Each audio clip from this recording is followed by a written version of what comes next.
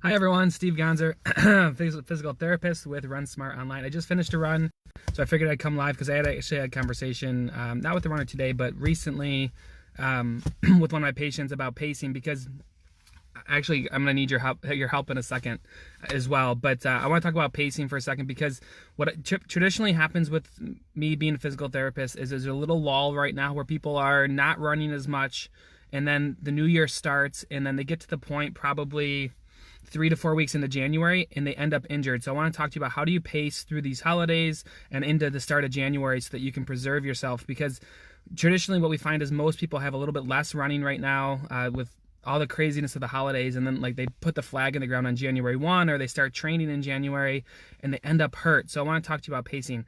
Real quick, if you want help with your running, you want help with strength workouts to build better glute strength, core strength, and balance, go to runsmart2020.com. We have an end of the year promotion going on. We can save 50%. Also get access to training plans and things like that. But before I talk about pacing, I also need your help. This jacket smells raunchy. I've been running in it for probably about 10 days and it needs to get washed. How do you get the stink out of this thing? If you have any tricks, let me know. I'm just going to throw it in the wash, but I'm feeling it's like not going to go away. So if you have any tricks to get rid of that, let me know in the comments. But pacing, here's what you need to know. So traditionally what this is, everyone does, they run a breakdown pacing. Breakdown pacing to me is a pace that you feel like you're working, but you're not working really hard, right? You're out for a run. Just imagine you're running along. You're like, yeah, this is good enough. Like it's maybe a little bit of a struggle, but it's not something that I feel like I'm not working. It's okay. And that breakdown pacing where you're just running just hard enough to feel like you're working out and you're running with some intent is a great pace to cause injury. So here's what I recommend for you guys is take toll on your next run. Just take like a self check. What do I feel like? What's my running pace feel like right now? And if you feel like, yeah, I'm like kind of like leaning into it, I'm kind of pushing a little bit, it feels like I'm giving a little bit of effort, I'm actually going to ask you to dial it back and go to a point where you're like, oh, this is pretty easy.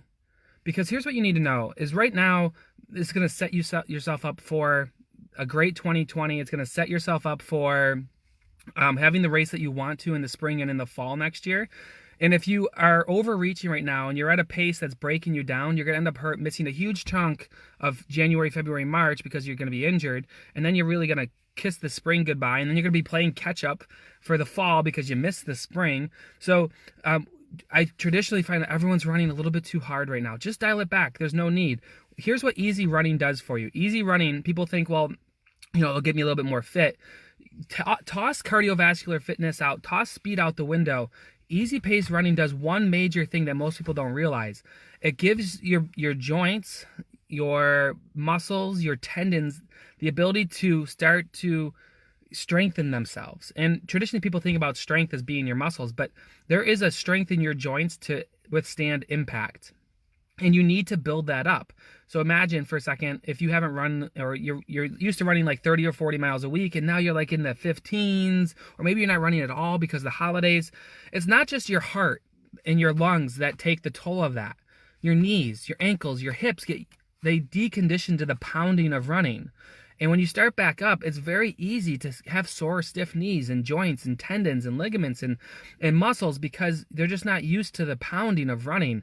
So if you can sustain some easy pace running through the holidays and in the beginning part of your training plan, if you have a training plan that starts in January, do not go out and do a bunch of speed work. Go out and do some easy running. You cannot, make note of this, and someone can type it in the comments, do not increase your mileage and your speed at the same time. So many people build their mileage up like, oh, I'm going to do 10 this weekend, 12, 14, 16, 18, and they're doing a speed workout every week. So they're bringing their volume up and their speed up at the same time. First, bring your mileage up slowly and easily, and then you start tacking speed on the top. It's something that we do in our training plans. There's a lot of base running early on, base and easy running to strengthen the joints, strengthen the muscles, and get your body ready for running. One of the things, and this is a huge take-home message, so pay attention to this part too, because I think this is important, is if you've been running for a while, a couple years, 3 to 5 years or longer, your lungs and your heart will outperform your body. Have you ever felt like that? Like, oh, I feel like I can go faster, but my legs feel dead. My legs are heavy. My joints hurt, but my lungs and my heart feel good. And this is very common where someone has been running for a while and their heart and their lungs remember better than their joints do.